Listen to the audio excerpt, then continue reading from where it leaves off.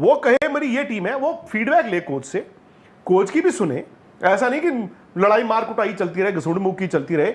इज्जत एक दूसरे की होनी बड़ी जरूरी है, बट कोच को मालूम होना चाहिए कि मुझे अब कहाँ पीछे जाना है। नहीं, अब ये कप्तान की चलेगी, ऑन द फील्ड कप्तान चलाता है। बट मैंने ना इस टेस्ट मैच में कमेंट्री भी बड़ी ध्यान से सुनी।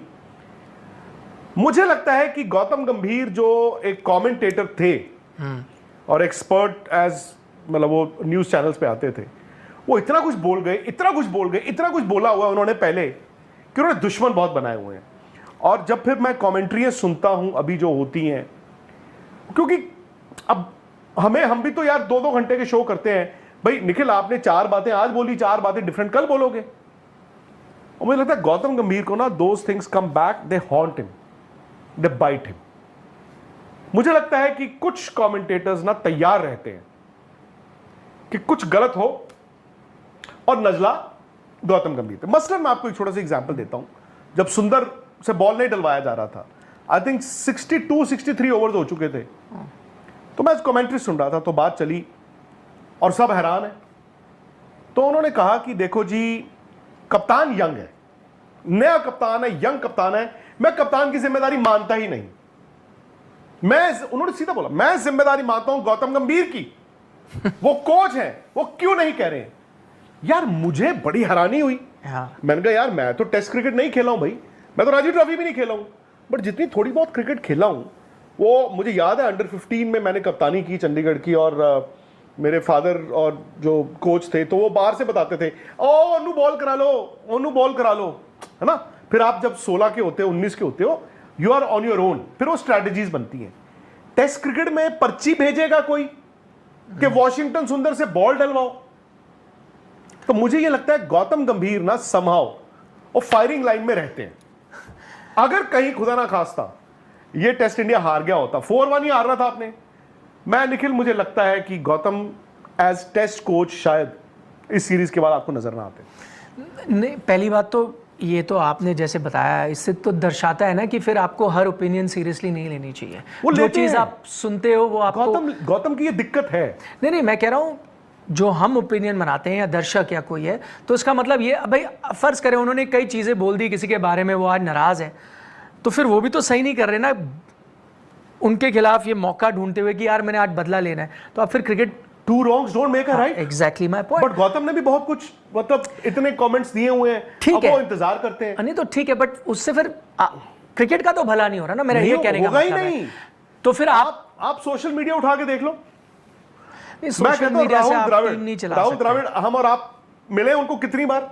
राहुल द्रविड़ के साथ तो चलो यार मेरे से एक दिन बड़े हैं, तो बचपन में चलो यार एक दिन बड़े हैं वो, तो फिर करते करते चलो आप जो क्रिकेट खेलते हो थोड़ी बहुत, उसके बाद फिर वो जब उनका करियर एज इंटरनेशनल प्लेयर, हमारा एज जर्नलिस्ट, करते करते कितना ट्रैवल किया। तो राहुल द्रविड़ हमें मिले दुबई, ये बात है 21 की बात है, नहीं सॉरी 22 की बात है, 22 की बात है। एशिया कप ही था शायद, एशिया कप, वो जो 20 ओवर वाला एशिया कप हुआ था।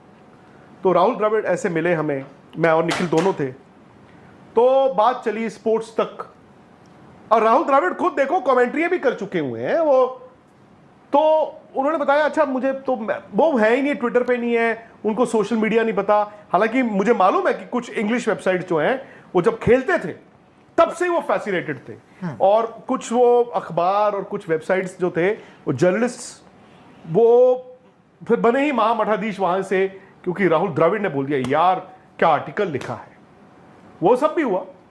बट द पॉइंट इज कि राहुल द्रविड़ को कुछ पता ही नहीं था मीडिया में क्या चल रहा है, उनको कभी पता ही नहीं होता था। हाँ वो हो सकता है बाद में एज कोच अखबारें पढ़ते हो या फीडबैक लेते हो, बट कम से कम वो ट्विटर पे नहीं थे, वो इंस्टाग्राम पे नहीं थे जहां पे सबसे ज्यादा गालियां पड़ती हैं, जहां पर आपको ऐसा लगता है कि यार मैं काम करता हूं, आप मैसेज देखते हो ना थोड़ी देर बाद आपको दिल करता है मैं काम करता हूं, कहीं कुआं ढूंढता हूं उसमें डूब के मर जाता हूं, क्योंकि मैं तो किसी काबिल ही नहीं हूं।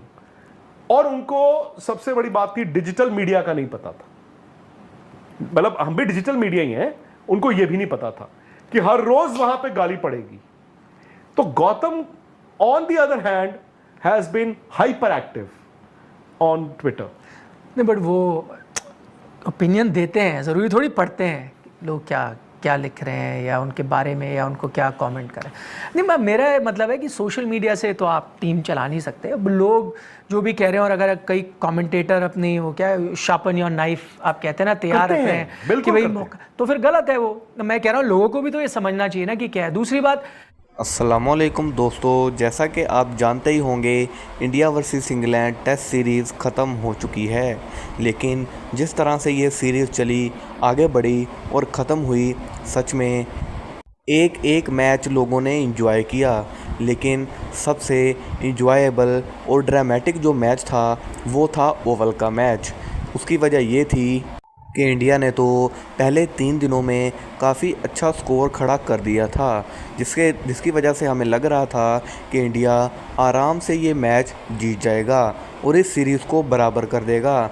लेकिन चौथे दिन बाजी पलट गई, क्योंकि जैसे ही इंग्लैंड की बारी आई तो हमेशा की तरह जोई रूट, हैरी ब्रूक और दूसरे प्लेयर्स जम गए और उन्होंने 100 प्लस रन्स लगाए।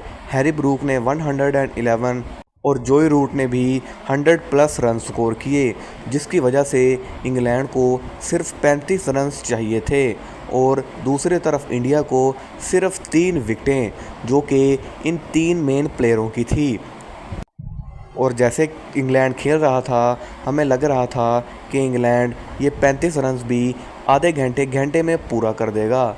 लेकिन कुदरत को कुछ और ही मंजूर था, क्योंकि चौथे दिन जैसे ही इंग्लैंड ने 35 रन पूरा करने के लिए शुरुआत की तो ओवल के ग्राउंड में बारिश होने लग गई और बैड लाइट की वजह से मैच को डिसमिस कर दिया गया और सिर्फ 35 रन्स, यानी कि इंग्लैंड अपनी जीत से कुछ ही कदम दूर था। लेकिन 5वें दिन हमें देखने को मिला कि इंडिया के बॉलर्स ने इंग्लैंड को इस तरह से धूल चटाई कि उन्हें खुद भी समझ नहीं आया कि हमारे साथ हुआ क्या है। क्योंकि मोहम्मद सिराज, जिन्होंने पहले ही 4 विकेटें ली थीं, और प्रसिद्ध कृष्णा भी, उन्होंने भी 4 विकेटें ली थीं, आखिरी ओवर में इंडिया को सिर्फ 1 विकेट चाहिए थी और दूसरी तरफ इंग्लैंड को सिर्फ 1 छक्का चाहिए था। लेकिन मोहम्मद सिराज और बुमराह के आगे टिक पाना लगभग नामुमकिन सी बात है। उस दिन मोहम्मद सिराज का लक काम किया और उन्होंने आखिरी विकेट भी निकाल डाली और सिर्फ इंग्लैंड 6 रन से वो मैच हार गया और Mohammed Siraj man of the match करार पाए और इंडिया ने ये सीरीज़ 2-2 से बराबर कर दी। बेशक देखा जाए तो इंडिया ये सीरीज़ एक तरह से जीता नहीं है, लेकिन फिर भी ये जीत इंडिया के लिए इस तरह थी कि जैसे उन्होंने ये टेस्ट सीरीज़ ही जीत ली हो। क्योंकि जिस तरह से टेस्ट सीरीज़ के दरमियान में हंगामे हुए, लड़ाइयाँ हुई और प्लेयर्स इंजर्ड हुए, ये काफ़ी इंटरेस्टिंग मैच बन चुका था और दोनों टीमें ही जान लगा रही थी कि हमें ये मैच किसी तरह भी जीतना है।